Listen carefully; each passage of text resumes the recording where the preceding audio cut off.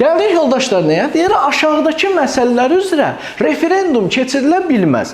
Yəni, xalq bu məsələdə səs verə bilmir bu məsələlərə. Hansılardır? Birinci, vergi və dövlət büdcəsi. Nə deməkdir? Məsələn, gələn ilin büdcəsinin 41,5 milyardın 44% vergidən formalaşacaq. Kimdir gedib könüllü səs verən ki, mən vergi verim və ya vergilər qalxmış olsun, pensiya yaşına çatacam, çatmayacam, həmin vaxtı pensiya alacam, almayacam. Yəni, bu xalqa qalmış olsa, o zaman nə olmuş olacaq? Tam əksinə səs verilmiş ola bilər.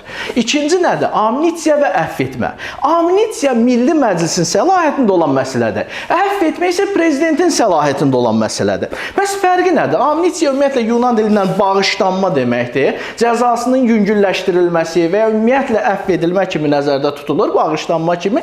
Əfv isə prezidentin səlahiyyətindədir.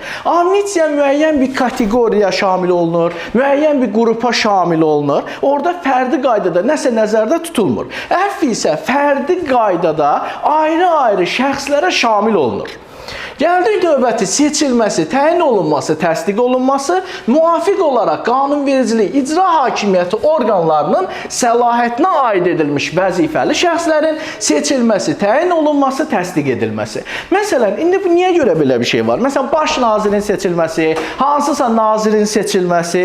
Yaxşı, indi həmin şəxslər xalqa verilsə, yenə də xalq bu məsələdə yanıla bilər, səhv eləyə bilər. Ona görə də nədir? Bu məsələlər, 3 dənə məsələ konkret qaydada konstitusiyamız deyir ki, referenduma çıxarıla bilməz. Xalq bu məsələni həll eləmir. Demək, xalq hər bir məsələni referendumla həll eləyə bildi.